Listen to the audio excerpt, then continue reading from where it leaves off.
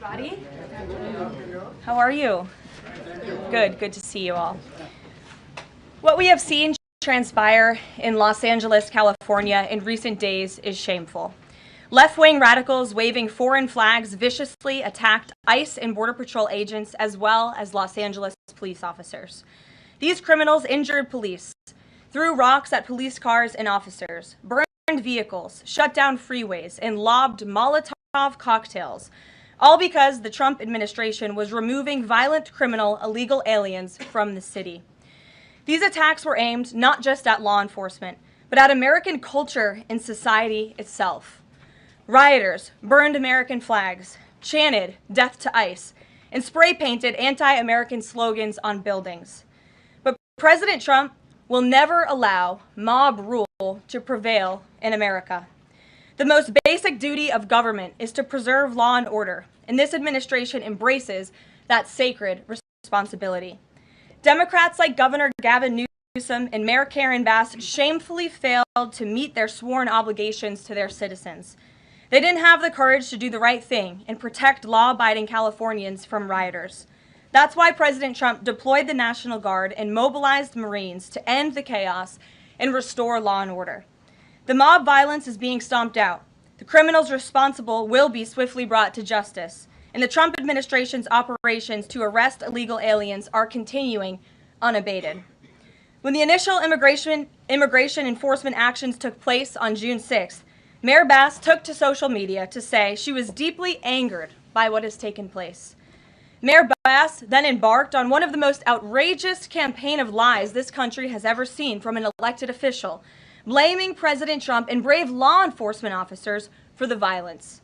She accused heroic American immigration and customs enforcement officers targeting illegal alien murderers, rapists, and pedophiles of, quote, sowing terror in communities and disrupting basic principles of safety in our city. Around the same time, Governor Newsom claimed that immigration enforcement actions were causing chaos. That's how radical Democrats have become. Their opposition to President Trump has forced them to side with illegal alien criminals in their communities and violent rioters and looters over law enforcement officers who are just doing their jobs. Mayor Bass and Governor Newsom fanned the flames and demonized our brave ICE officers. Instead of defending their city and their state, Karen Bass and Gavin Newsom claimed that in order for the riots and the violence to stop, ICE needed to leave and immigration raids must end. In other words, the position of the Democrat Party is that the federal government is not allowed to enforce our laws and to arrest and deport illegal alien criminals. They're attempting to use a violent mob as a weapon against their own constituents to prevent the enforcement of immigration law. This is deeply un-American and morally reprehensible. President Trump received a clear mandate from voters to reverse the illegal invasion ushered in by Joe Biden's open border and to end the lawlessness represented by Karen Bass and Gavin Newsom's California. President Trump promised to carry out the largest mass deportation campaign in American history, and left-wing riots will not deter him in that effort. Sanctuary cities and states will no longer be allowed to shield illegal criminals from deportation. Just take a look at some of the illegal monsters who were taken off the streets in Los Angeles in recent days. A Vietnamese national, a known gang member with a conviction for second-degree murder. A Mexican national with convictions for child molestation who was armed with a dangerous weapon and had previous arrests for robbery and domestic violence. A Filipino national with convictions of rape, assault, burglary, and theft. A Mexican national convicted of statutory rape, narcotics violations, and hit and run. A Nicaraguan national with convictions for domestic violence and hit and run, and a previous arrest for willful cruelty to a child. And an illegal alien from Mexico who was arrested after allegedly throwing a Molotov cocktail at law enforcement officers during the Paramount riots on Saturday. He is now being charged with attempted murder. Law-abiding American citizens do not want these public safety threats living in their communities, no matter what Democrats like Karen Bass and Gavin Newsom may claim. And let this be an unequivocal message to left-wing radicals in other parts of the country who are thinking about copycatting the violence in an effort to stop this administration's mass deportation efforts. You will not succeed.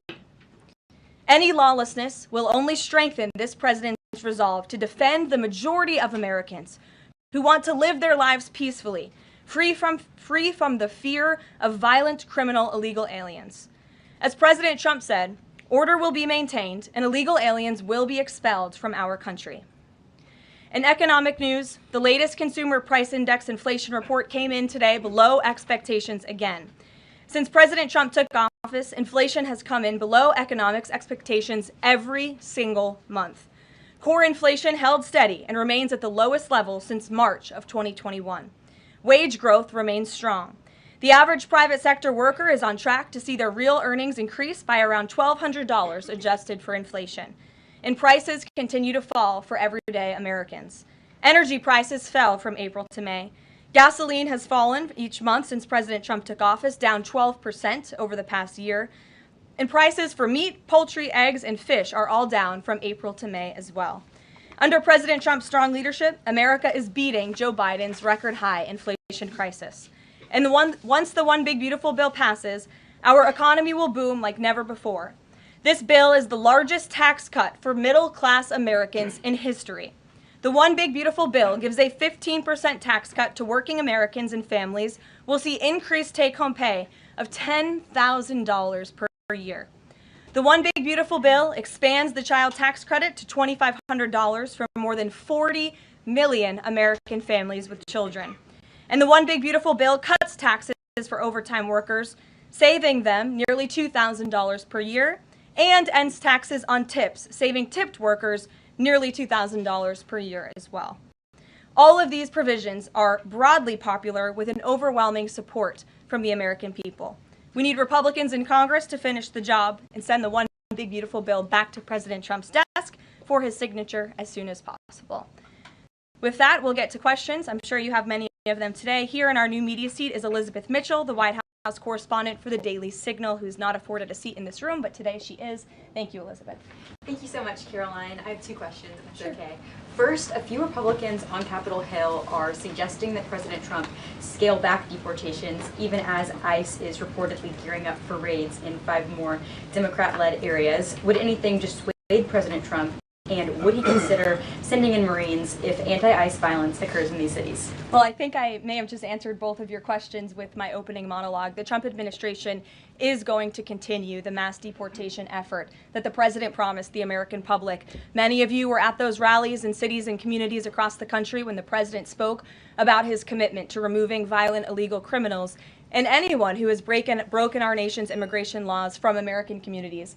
And God bless our ICE and Border Patrol who are working hard on that effort. This administration is going to continue that. And it's part of the reason we do need the One Big Beautiful Bill to pass as well, may I add, because the bill provides funding to hire more ICE agents and Border Patrol agents, more personnel on the ground to conduct this important public safety work.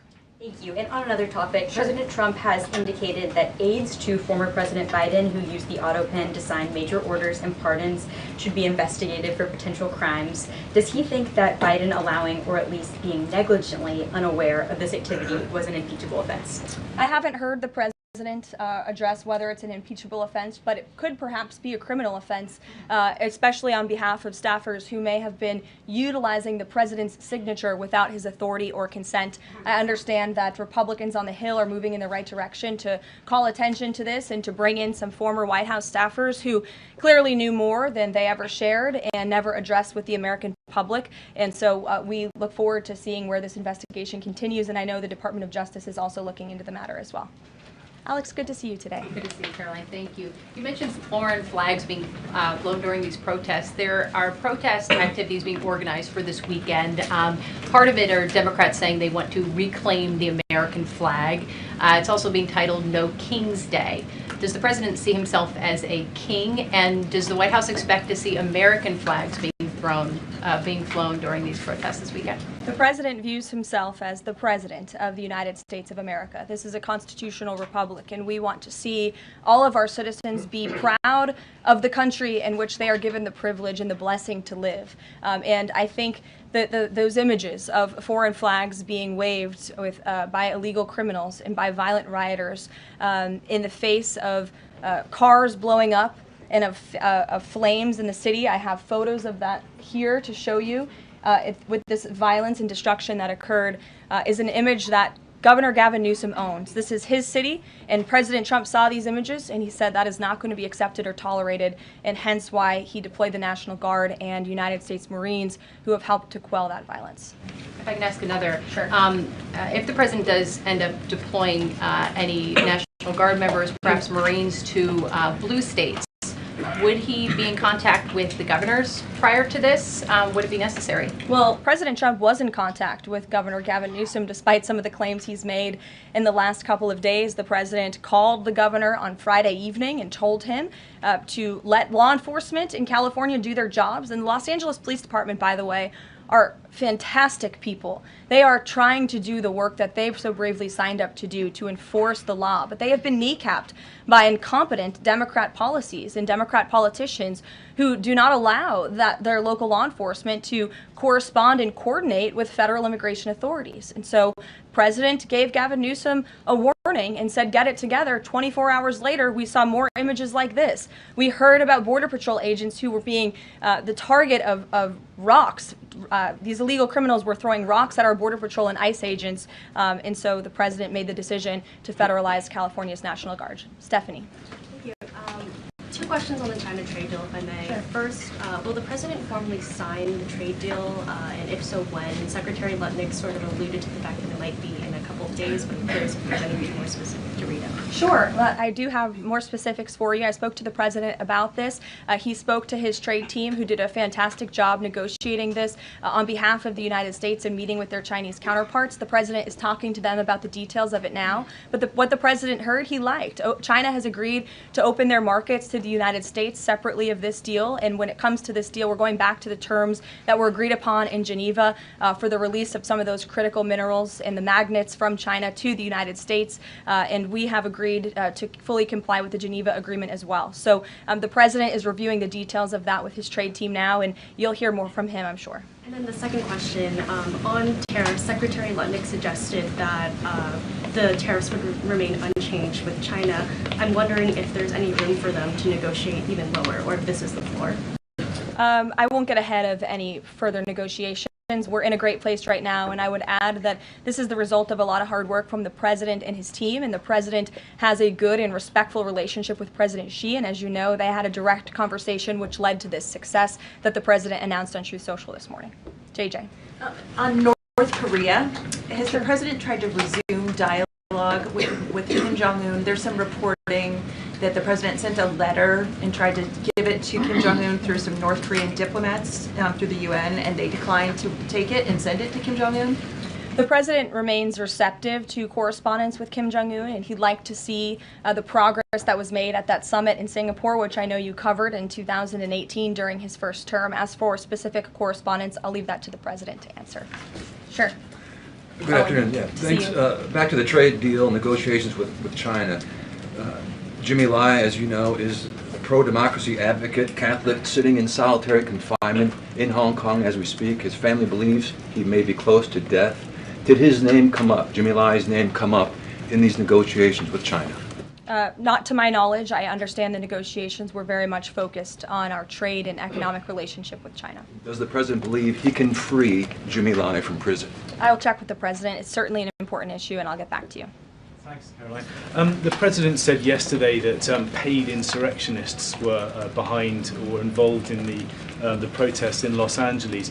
Does the White House have any more details about who they believe is paying these protesters? The president spoke about this last night when he returned from Fort Bragg, because frankly the president has a lot of common sense. And if you look at some of the imagery that we have received from the Department of Homeland Security and ICE and law enforcement who are on the ground, you will see boxes and boxes of very professionalized masks and rioting equipment being dropped off for these protesters. So it's a good question the president is raising, and one we are looking into, about who is funding these insurrectionists and these rioters and these protesters and these illegal criminals. And I have updates for you on the numbers, by the way. Since June 6th, there have been 330 illegal aliens that have been arrested as part of these riots in Los Angeles.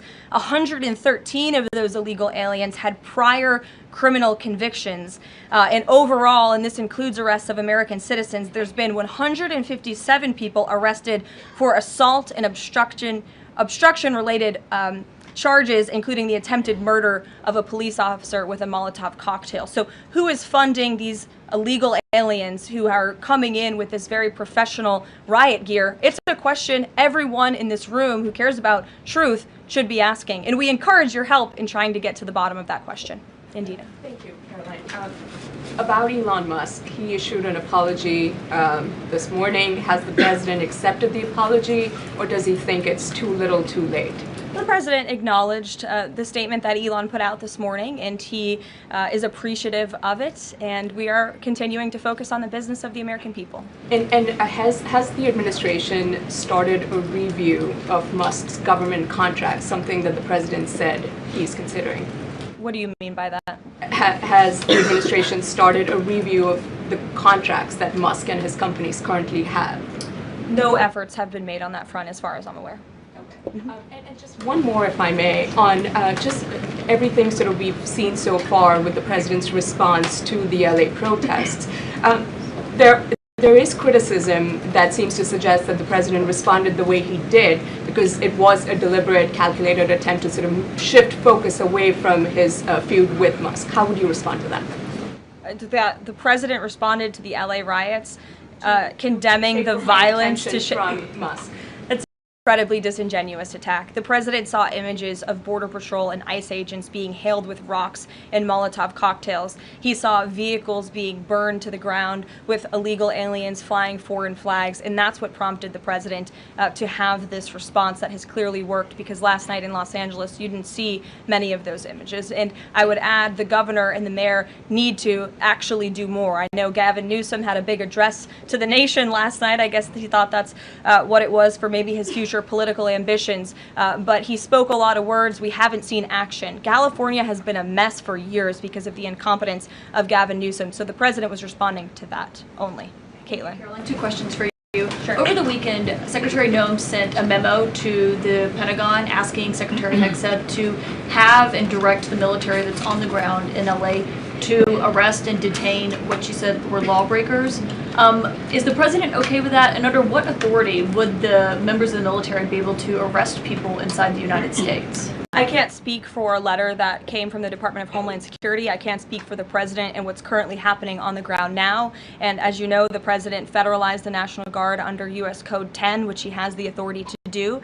And our United States Marines and the National Guardsmen and women who are on the ground right now are helping to create a peaceful environment for ICE and Border Patrol, who were being, again, hailed with rocks, who were being violently and viciously attacked. They needed reinforcements, and so our United States Marines who are on the ground are providing those reinforcements to ensure the environment is peaceful so that these raids and deportations can continue. But he realizes they can't actually arrest people unless he invokes the Insurrection Act, which, I mean, seemingly was not something that was in Secretary Noem's memo, a clear distinction she did not make there. Again, you're trying to conflate a letter that was sent to the Department of Homeland Security to the president's legal authority. The president understands the legal authority that he invoked, and that's the current situation right now. When it comes to federalizing the National Guard, what is the specific criteria that the president is using for when he's deciding to do that, and in which states? The president was asked and answered this yesterday. He wants to see an end to the chaos and the violence. He doesn't want to see law enforcement officers being attacked. He wants to see peace.